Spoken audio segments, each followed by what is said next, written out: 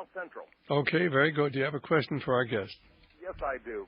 Bob, I've been trying to wrap my mind about this monetization. You've been talking about it quite a bit over the last couple weeks. I don't understand the lingo a whole lot, but you're saying that the monetization has been about $12 trillion so far in the country? 12.8 to be exact. 8. Okay, and now... it's not monetization yet. What it is money that's been created or lent, which is creation by the Treasury as well, because they sell bonds. And so it's money that's into the system.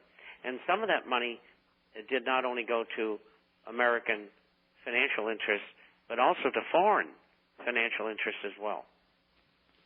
It's basically when they begin creating money out of nothing, and they just eliminate debt by creating money to pay it off. But there's nothing there. And when you begin to expand the money supply, you decrease the value of the money that's already in circulation, and you do this enough, and pretty soon you end up like Zimbabwe. Does that explain it for you? Well, my question is, if in this country jobs are being lost, there's not a lot of loans being given anymore. There is some, but a lot fewer than was before. How does that money get back into our system to inflate it? I mean, in the hands of because you're talking about the money that has been lent to banks by the Federal Reserve. Okay. And the intention, supposedly, was for them to lend that out to business and individuals as well to give the economy a pickup. And at the moment, it's not happening because the money that's been lent, say, at 1.5%, is being taken by the banks and redeposited with the Fed to strengthen their balance sheets, and they're getting paid 2.5%. So they're making 1% for doing nothing and at the same time supposedly staying solvent. Now, sooner or later, what's going to happen is that debt will be monetized because the banks are going to be forced, because the Fed wants them to, and many of the banks own the Fed, to use that money to keep the economy from going into deflation or depression. And that's the way I see it. So you're going to get an extension here of what's going on now, further down the line, which should carry us out 2 or 3 years, maybe even more.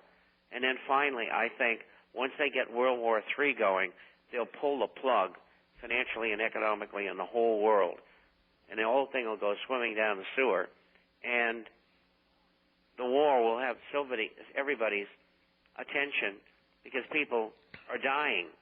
And it'll be more important than the system going down. And then these people will say, the system went down because we had this war. Without, of course, realizing that it was all planned from the very beginning.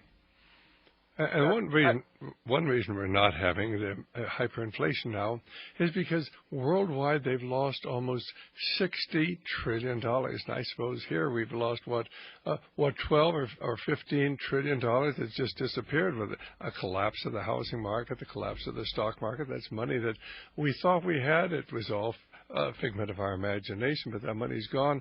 And so the money they're pouring out right now is going to fill the void. But down the line, it's going to have a disastrous effect. Would you agree or disagree, Bob?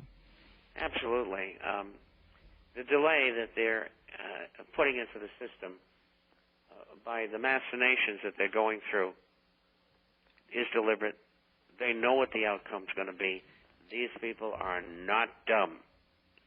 And we're not dumb either because we know what they're doing. And I think the most significant thing that Bob said, and I hope our listeners will listen to this, the Fed is paying for the first time in all recorded history interest on the money that's deposited with them. Ordinarily, there'd be maybe $8 billion deposited with the Fed by banks all across America.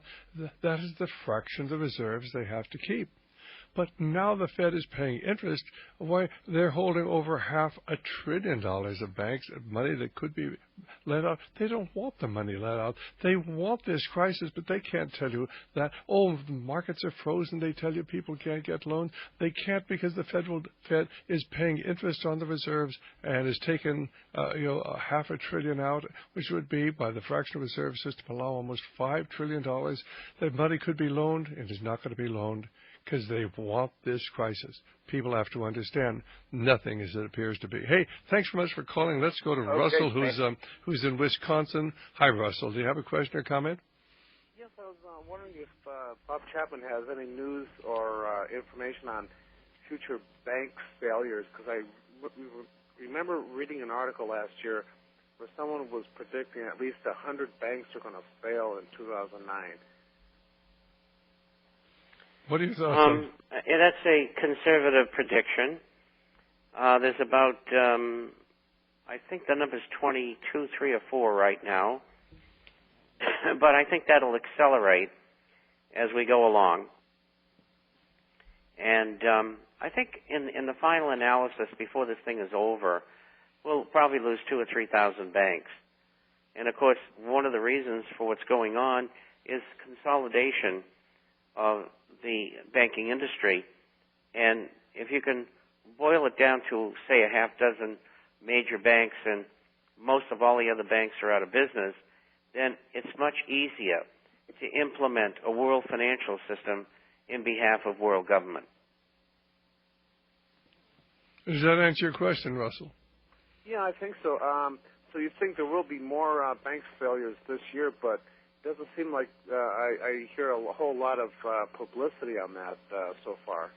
Well, if you read the International Forecaster, each Saturday, if there's bank failures on Friday night, they announce them on Friday after the markets have closed, after everybody's gone home. And the reason they do that is to hide them. They don't want the public to know. So I have called what they do the FDIC Friday Night Financial Follies. They're just a bunch of people who are trying to hide what's going on from the people of America. And, of course, the FDIC is, for all intents and purposes, bankrupt. And, of course, this is why they're frantically trying to raise $500 billion from the Treasury Department. But where's the money going to come from? The Treasury Department is just going to have to create the money out of nothing. And then, of course, the government, the pension fund wants, another $500 billion. The insurance policy companies across America are failing. They need money. Then the whole financial system is collapsing. It's right on schedule. Well, our guest this evening has been Bob from the International Forecaster. Once again, the telephone number, Bob? 800-375-4188. That's 800-375-4188. All right, fine. Well, we still have Russell on the line. Russell, do you have anything else you want to ask? I guess we don't have Russell anymore. Well, let's see. We have somebody else on line 2. I'm going to ask our producer to pass them through.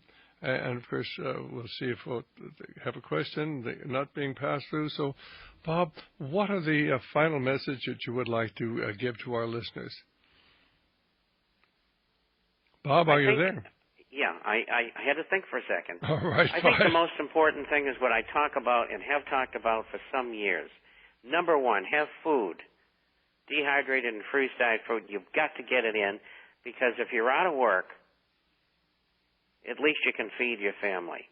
Number 2, a filter to make sure you can access and filter water so that it's pure. Number 3, something to defend your family with. If you can't afford a weapon, get a baseball bat. Then if you have money and you want to continue to keep your wealth preserved, you buy gold and silver, coins, bullion, shares. That's where your money should go. And if anybody else out there knows a better place to put it, please let me know, because I don't know of any other place. All right, fine. Well, let's see who we have here. We've got Tom calling from Chicago. Tom, do you have a quick question? Real quick question for Bob. As always, thank you so much for your wisdom, and we are a subscriber. I was just wondering, as far as some of these mines, like Barrick, you say, are no better than ETFs because they're Illuminist. Is Ivanhoe and Loomis, because they really dropped today, and I couldn't understand what is going on with that when everything else, like Agnico, went through the roof today. Well, Agnico only has 140 million shares outstanding. It's probably the best silver and gold mining company in the world. And so it trades pretty volatilely because it's a fairly thin float. Most of those big companies have 700 million shares out, or 1 trillion shares, or 1 billion shares. They got lots of stock out. So they don't move as quickly. As far as Ivanhoe, I don't know the reason why it did that.